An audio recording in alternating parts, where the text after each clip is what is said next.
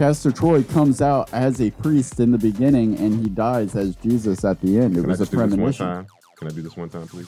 Yeah, yes. Yes.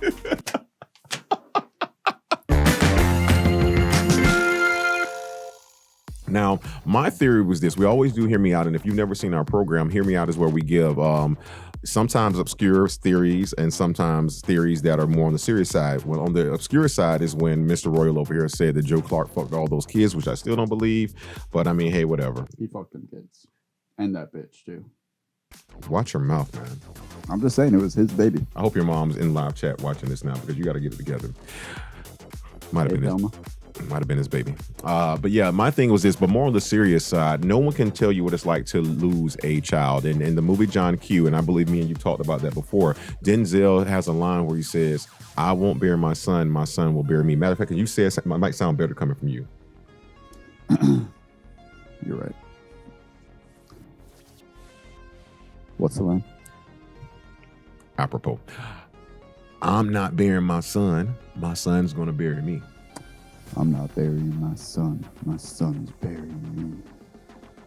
Kind of went a little Clint Eastwood, get off my lawn with it, but that is the line there. I like that. So when he says that, to me, that lets you know that unless you've had a child and lost a child, you don't know what it's like to lose a child. So we can't judge anyone for how far they're willing to go to get somebody. He didn't lose his child in a car accident or on a Ferris wheel or anything like that. Someone literally sniped his son through his chest. Like, you're talking about like literally piercing someone's heart.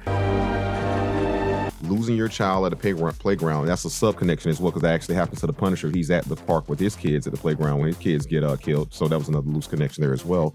It's just that is what drove him. And it means to my theory is that a parent will go to, there's no level to what a parent can do once they lose a child like that. And that's what drove him to literally, like, what's the most obscure thing you could say? Hey, if someone took my child, I'd be willing to cut my face off and put another person's face onto me to make sure I paid them what they deserve. So that's my theory on that. Hear me out on that.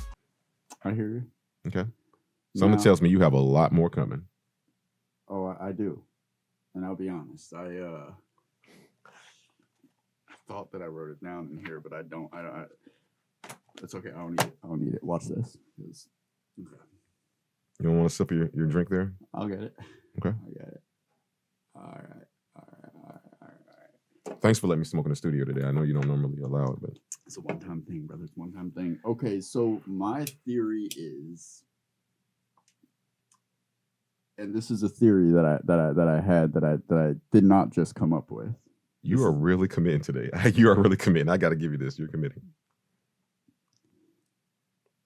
The kid gets shot on the merry-go-round. Al pal. I shot a kid.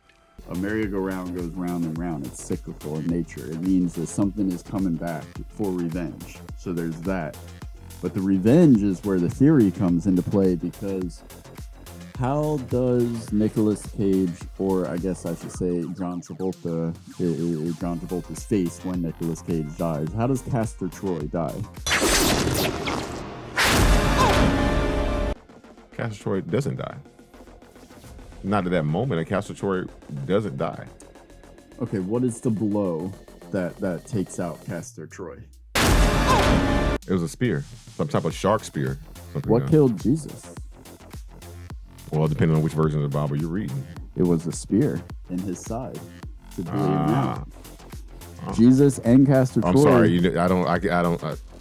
Hey, I didn't expect you to know that. Okay. But let me take you to Sunday school real quick. Take you to church. Father Crime Time is in the building. Communion has commenced. Eat that, Jesus. Castor Troy comes out as a priest in the beginning, and he dies as Jesus at the end. It was a premonition. Can I do this one time, please? Yeah. Yes. We'll get to that. We will. That goes without saying, but that's my theory. Yeah, that's my theory. Oh, that's pretty good, man. I like that. I didn't think about that. Now, one thing I want you to go back when you get home tonight. Don't do a rewatch. Just do a rewatch of that opening scene, because what freaks me out is that I've only seen Face Off probably like 4 or 5 times, and number 5 was the rewatch when we did this. Normally, when there's a shooting, first off, a father and son are never. When there's a merry-go-round, there are never only 2 people on the merry-go-round. There should have been way more kids on that merry-go-round. There's a kid, but no, there's a kid that's still standing there. When John Travolta's hugging his son, there is a kid that is still standing on the merry-go-round that's there. So I was gonna go up. It was a weird theory that as soon as his son got shot, he had already, like in the movie Ghost or something, he was standing there. Go back and look at that, because I'm like, wait a minute. If there is a person getting shot, people should be running, going crazy. There shows a kid. I think I know it's a kid there, just standing there. You don't see his face. All you see is his knees and his legs. I'm like, even a child, when they hear a bunch of gunshots, they're going to run. So it's like, that's very weird. He was a necromancer. Well, Al Pal.